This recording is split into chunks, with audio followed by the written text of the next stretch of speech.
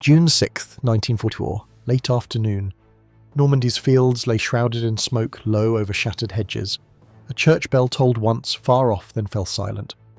Inside the cramped Sherman, Private Joe Johnson, 22, felt sweat trickle down his spine. The tank reeked of metal, oil and fear. His fingers gripped the gear shift, ears ringing from the last near miss. A shell had landed 10 feet away, spraying dirt across their hull. His crew yelled. The gun was jammed. The main hatch refused to open. Then from the tree line ahead came the rumble. Deep, heavy, final. A Tiger tank. The ground vibrated with each slow rotation of its tracks. Ellis, the gunner, shouted, "We can't outrun it!" Mitch, the loader, cursed, slamming the side panel, trying to unjam the breach. The tank commander had gone silent, staring wide-eyed at the fog. Out there, the Tiger was taking aim. They all expected Joe to gun it, to charge, to flee, to break free. But Joe did the unexpected. He shifted into reverse. Without a word, he slammed the lever back. The Sherman jolted. Treads ground and spun, tearing dirt and roots as the tank lurched backward into the fog. The crew screamed, not in pain, but in disbelief. "Are you crazy?" Joe didn't respond. He didn't blink. He watched the side mirrors, calculated every bump, every shadow flicker. Beyond the smoke veil, the Tiger moved, slow, methodical, untouchable. What Joe did next would change everything. In the next 10 minutes, using pure instinct, guts, and a tactic no manual ever taught, he would destroy 2 of Hitler's most feared tanks, all while driving in reverse. And before it was over, he would never drive forward again. Before Normandy, before the Tigers, before war turned fields to fire, Joe Johnson was a farm kid from Seward County, Nebraska. He grew up fixing tractors with his father, learning engines, how wheels carried weight. He could reverse a John Deere through a chicken coop without knocking over a single bucket. That wasn't war, though. That was dirt roads and diesel. When Joe enlisted in the summer of 1942, he didn't look like a soldier. Tall but wiry, quiet, never raised his voice, didn't drink or gamble. In basic training, they called him Slowpoke Joe. Later it sharpened, Backtrack Joe. He had a habit of backing up his tank in every drill, every maneuver, every live fire exercise. The sergeants hated it. "Johnson, you going to win the war driving backwards?" Vadvorsu once screamed in Louisiana. Joe didn't answer. He just kept doing it, backing out of the ambushes, reversing through narrow tree lines, always knowing what was behind him. While others practiced charging forward, Joe snuck off during chow breaks to reverse his Sherman down gravel roads, learning to read terrain in mirrors, feeling the weight of 28 tons shifting backward. To most it looked like fear. Maybe it was to an extent. Joe wasn't fearless or reckless. He didn't like glory. He didn't want to be the guy on a blown-out Panzer, waving a flag for cameras. He wanted to bring his crew home, all of them. So he studied tactics, psychology, German tank doctrine, field repair manuals. He memorized the Tiger's weak points, rear armor, turret ring, engine deck, thinking about them constantly, even in sleep. He didn't talk about it. He logged it away, like a mechanic noting a faulty transmission. But none of that mattered to the others. They saw only hesitation, someone who didn't charge, someone who didn't act like a hero. In war, hesitation often looks like cowardice, so Joe learned to take the teasing. He let them call him Backtracked Joe, let them laugh when he reversed through a field during training to avoid a mock ambush, let them whisper he'd be the first to crack when bullets flew. They didn't know this. Joe Johnson wasn't afraid of the enemy. He was afraid of doing something stupid that got his men killed. That fear, the good kind, made him careful, precise, relentless. He knew the Tigers were coming, and when they did, he'd already be facing the right direction. By the 3rd day after the Normandy landings, the terrain had shifted from sand and surf to hedgerows and death traps. The French countryside was no place for tanks. Narrow lanes flanked by ancient stone walls, fields boxed in by thickets so dense they might as well be concrete. Joe's unit, 4 Shermans and a single half-track, had pushed too far ahead. Radio contact with headquarters had cut out 2 hours earlier.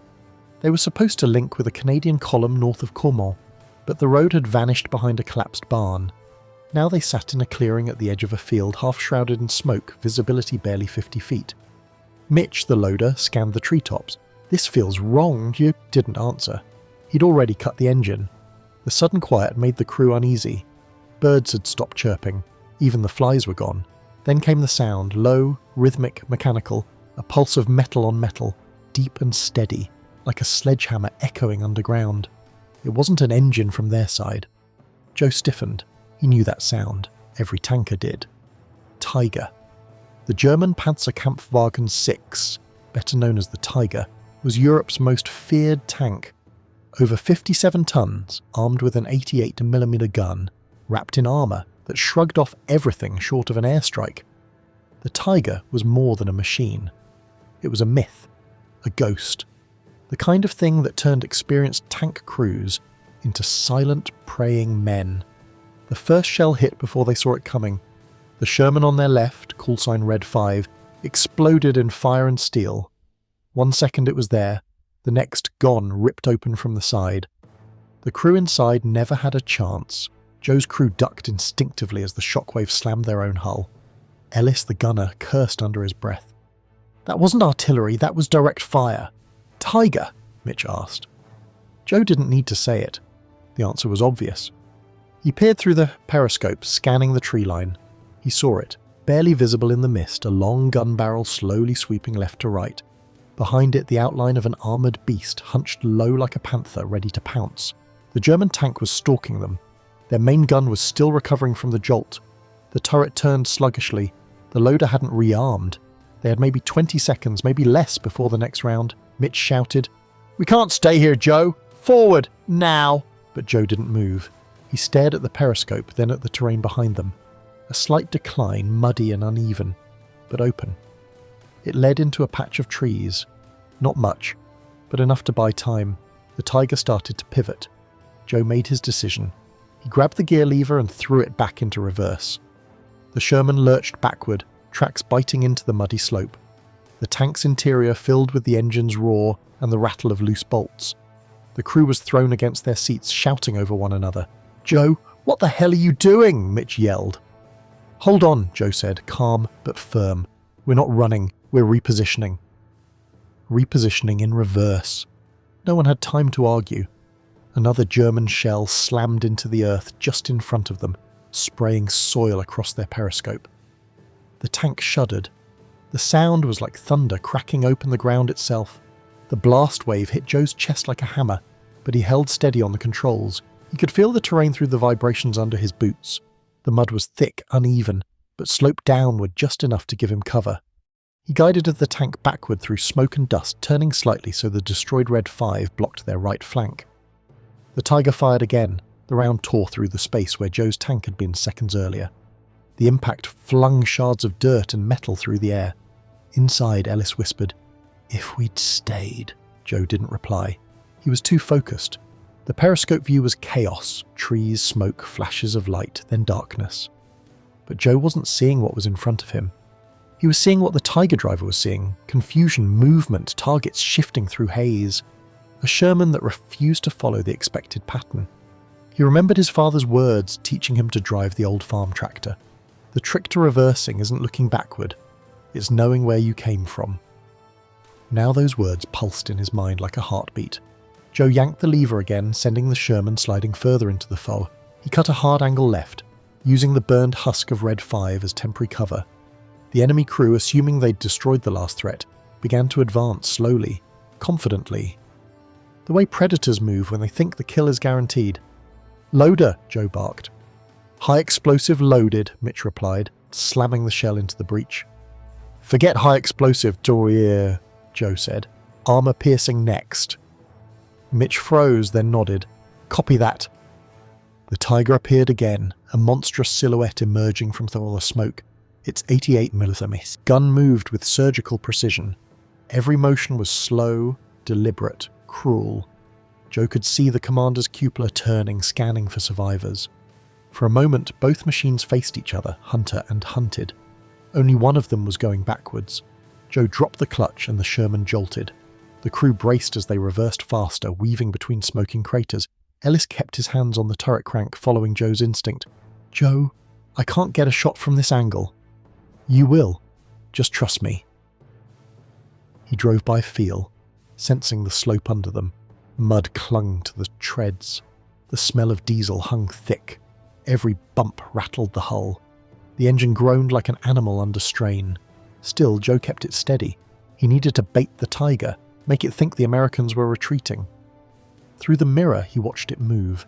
that hulking shape crawling forward, its turret rotating to track their motion. Joe could almost sense the German gunner smirking behind his sights. "Come on," Joe whispered. "Follow me." The Tiger fired. The shell whistled past and struck the hill behind them, exploding in a cloud of dirt and flame. Heat washed over the Sherman's rear armour. The crew coughed from smoke seeping through the vents. "That was close," Mitch muttered. Joe didn't answer. He reversed harder, faster, forcing the gears to whine. Then, at the last possible second, he jerked the controls, cutting the tank sideways down a narrow embankment. The Tiger followed, exactly as he'd hoped. The German tank crept forward onto the slope, its gun depressed, trying to maintain line of sight. But in doing so, it exposed its weakest point, the rear underside of its hull. Joe saw it immediately. "Stop! Ah!" he shouted. The Sherman halted with a squeal of tracks. Mud splashed against the hull. "Turret 9-0 cock! Armor-piercing loaded." "Loaded," Ellis replied, already swinging the gun. Joe exhaled slowly. "Take the shot." The cannon roared. The entire tank shook from the recoil. Smoke filled the interior. For a second, no one could see anything. Then through the haze, a bright orange bloom erupted where the Tiger's rear had been. Direct hit. The German tank convulsed, then erupted again as its ammunition ignited. The explosion rolled through the forest like thunder, scattering birds and leaves in every direction. Fragments of armour rained down, hissing as they struck the wet ground. Inside Joe's tank, there was only silence. The crew stared at each other, eyes wide, mouths open. "Did we just—" Mitch began. "Yeah," Ellis said softly. "We did." Joe didn't smile. He just watched the flames consuming the Tiger. The firelight flickered across his face, reflecting in his eyes like tiny suns. "Reload," he said quietly. "We're not done." The radio crackled with static. Then a broken voice came through. Another Sherman commander somewhere behind them. "Unit Bravo, report we're pinned down. Tigers in the tree line." Joe grabbed the mic. "One Tiger down, moving to support." Voice hesitated. "Say again. You destroyed a Tiger." Joe didn't repeat himself. He just shifted gears. As they rolled backward through the smoke, the crew finally began to breathe again. Mitch laughed nervously, shaking his head. Backtracked Joe. "Holy hell, man. You really are going to fight the Nazis in reverse." Ellis grinned, wiping sweat from his forehead. "I'll drink to that when we get out of here." Joe didn't answer. His focus stayed forward, or rather backward. The battlefield behind them was alive with fire and noise. The enemy would regroup quickly. The moment of surprise was already fading. But in that brief window, something had changed. The Tiger, the monster every Allied soldier feared, wasn't invincible anymore. It could be beaten, it could burn, the radio continued to crackle. Voices shouting coordinates, orders, chaos. Joe barely listened. He was thinking, calculating. The reverse tactic had worked once, but next time the enemy would adapt. He needed to think faster, drive smarter, use everything the terrain could offer. Mitch looked at him, studying the expression on Joe's face. "You knew that would work, didn't you?" Joe shrugged slightly. "Didn't know, just figured it might." "That's insane." "Maybe, but it's better than dying in a straight line." Ellis chuckled under his breath, still shaken. "You know, Joe, when you said we'd be the only guys to win a battle going backward, I thought you were kidding." "I never kid about survival," Joe replied. The sound of distant gunfire echoed through the hedge. The smell of burning fuel and scorched grass filled the air. Somewhere another explosion rumbled. The second Tiger still out there, still hunting. Joe tightened his grip on the controls. "Let's move," he said. "We've got work to do." As the Sherman backed deeper into the mist, the crew followed the rhythm of the engine, the heartbeat of metal and courage. They didn't know it yet, but this was only the beginning. Joe Johnston's crazy reverse strategy would become a legend whispered through every Allied camp in Normandy. And though the man himself didn't believe in glory, fate had already marked his name for something bigger, a single act of defiance that would echo long after the smoke cleared. Because in war, courage doesn't always charge forward. Sometimes it drives in reverse. News of the Tiger kill spread faster than the smoke had cleared. Joe didn't speak much over the radio, but word got round anyway. A Sherman had taken out a Tiger in reverse. That was the part everyone repeated, almost like a punchline. "Did you hear? Some guy backed into a tiger and blew it to hell." By nightfall, the name had already stuck. The Reverser. Joe didn't care. He wasn't looking for nickname names. He was thinking about the second tiger. They had pulled back to a temporary regroup point in a hedgerow hollow, hidden under tree cover. One tank lost, 2 others damaged. The unit's commanding officer, Lieutenant Keating, arrived in a jeep caked in mud, demanding a report. "You really took out a tiger?" he asked Joe, disbelief plain in his voice. "Yes, sir," Joe said simply. "With what, a lucky shot?" "No, sir," Joe replied. "With positioning." Keating stared, trying to size him up. Joe didn't fit the mould. He wasn't loud, he wasn't cocky. He just stood there in his oil-stained uniform, face streaked with vash and sweat, as calm as if he'd just changed a tyre. Keating looked down at the map spread on the tank's front hull. "We've got another tiger stalking the valley road. Canadians are taking a beating. If you've got another one of those positions in mind, now's the time." Joe leaned in. He studied the map the way a chess player studies the board 5 moves ahead. "There's a shallow ridge here," he said, pointing with a grease-blackened finger. "If we loop through this orchard, we can reverse down the far side and hold this line. It's the only way we'll get a shot at its rear again." Keating raised an eyebrow. "You're serious? You want to lead with your tail?" Joe didn't blink. "That's where the advantage is." The lieutenant stepped back. For a moment he said nothing. Then he nodded once. "You've got 10 minutes. Joe returned to his crew. They were already prepping the tank. "Armor-piercing loaded," Mitch said. "Turret recalibrated," Ellis added. "Still a bit off-center, but she'll hold." Joe climbed into the driver's seat. The controls were slick with grime. His hands were cracked and shaking, but his voice was steady. "We're going to flank from behind," he told them. "We'll use the orchard for cover. Once we clear the ridge, we go backwards down the slope, slowly. I want that tiger thinking we're just another straggler running scared." Ellis laughed dryly. "You want us to look like cowards so we can act like killers?" "Something like that." They rolled out with engines low, treads muffled by the soft ground. The orchard loomed ahead, a stretch of gnarled apple trees, their leaves scorched from shellfire, fruit blackened on the branches. Smoke drifted between the trunks like a curtain. The Sherman eased into position. Joe backed it down the ridge with practiced precision, eyes flicking between the mirrors and the feel of the slope beneath them. Behind the ridge lay the valley road, and somewhere beyond that the second tiger. Through the periscope they saw it, the massive silhouette of another German tank angled slightly to the left. Its gun pointed uphill toward a Canadian convoy stalled in retreat. They could hear the distant rattle of gunfire, see the faint red blooms of tracer fire cutting through the mist. The tiger was in control, untouched, unstoppable, until now. Joe kept reversing, slow, controlled, 1 foot of terrain at a time. The trick wasn't just to move, it was to not look like a threat, to look broken, panicked, like prey. "Almost there," Joe murmured. Ellis had the turret trained. Mitch stood ready with the next shell. Every muscle in the tank was wound tight, and that's when Joe saw it. The moment, the exact second when the tiger pivoted slightly to adjust its aim. The rear armor flared into view like a target painted by the hands of fate. "Fire!" Joe said. The cannon thundered. A breathless pause followed. Then a blossom of fire erupted at the rear of the tiger. Direct hit, but it wasn't enough. The shell punched through the grating above the engine deck, bursting into flame, but the tiger didn't stop.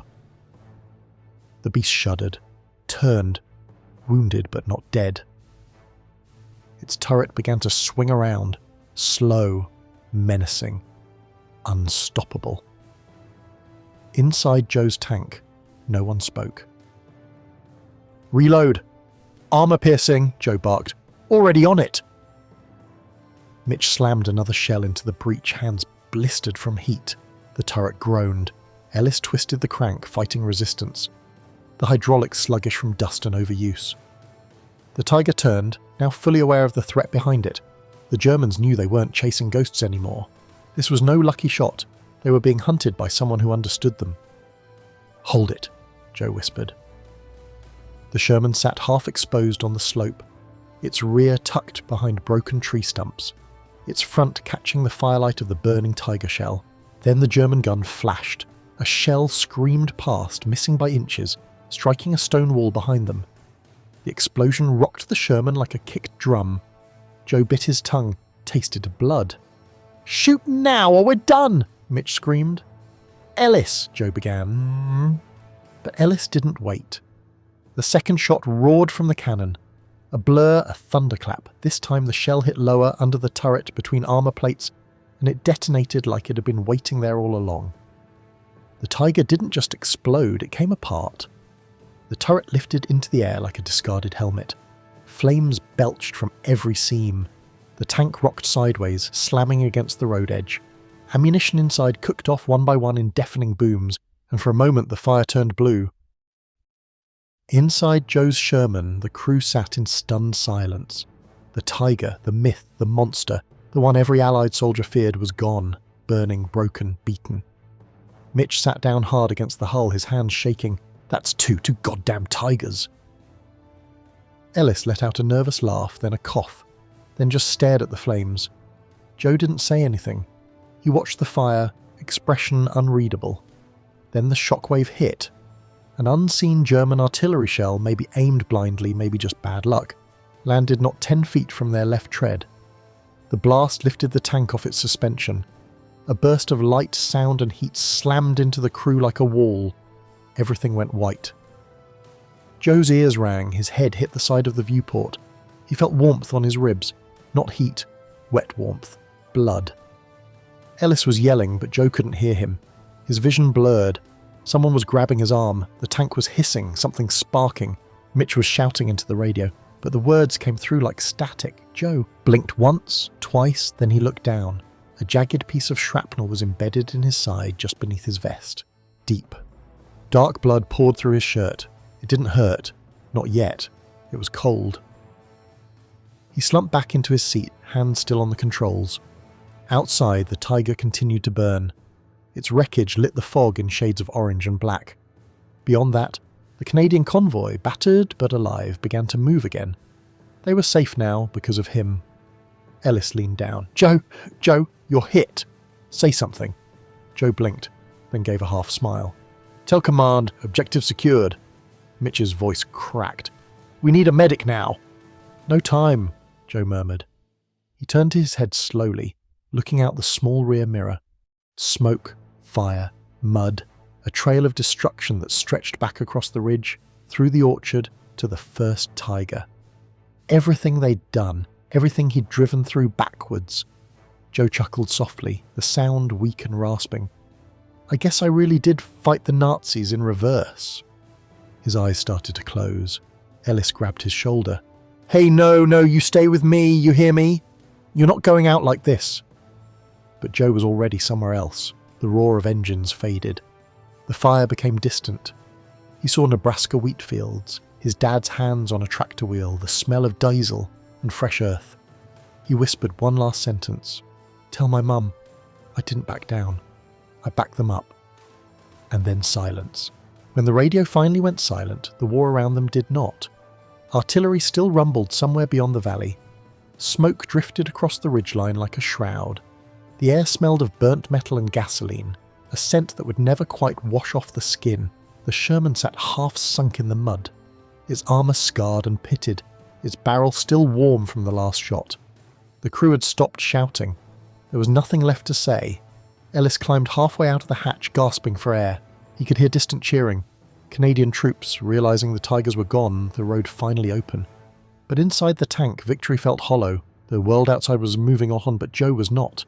Mitch was beside him, pressing a rag against Joe's wound, his hands slick with blood. "Stay with me, Joe. Hey, come on, you hear me? We made it."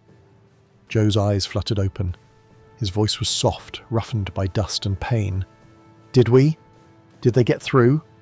"Yeah," Mitch said quickly. "They're safe. You did it." A slow breath escaped Joe's chest. A sound between a sigh and a laugh. "Good," he whispered. For a few seconds, the three men sat together in the stillness. No orders, no radios, just the soft hum of a dying engine. The fog outside glowed faintly orange from the burning Tiger wreckage, casting long, trembling shadows inside the tank. Joe's hand slipped from the control lever and brushed the floor. He could feel the cold steel vibrating faintly, the heart of the machine still beating even as his own faltered. He looked at Mitch and Ellis, his eyes glassy but clear enough to find their faces. Don't be scared to back up," he murmured. "Sometimes that's the only way forward." Mitch swallowed hard. "Don't talk like that." But Joe smiled faintly, the kind of small, calm smile that meant he already knew. He tilted his head back, staring through the slit of the periscope. Above the drifting smoke, he caught a glimpse of open sky, pale blue, endless. It reminded him of home, Nebraska in summer.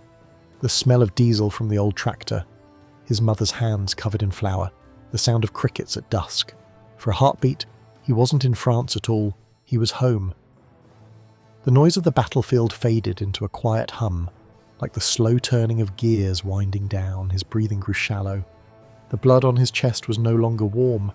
His fingers twitched once, as if shifting gears one last time. Then his hand went still. The engine coughed, sputtered, and died. For a long while, the crew didn't move. The only sound was wind moving through the shattered trees. Ellis finally lowered his head.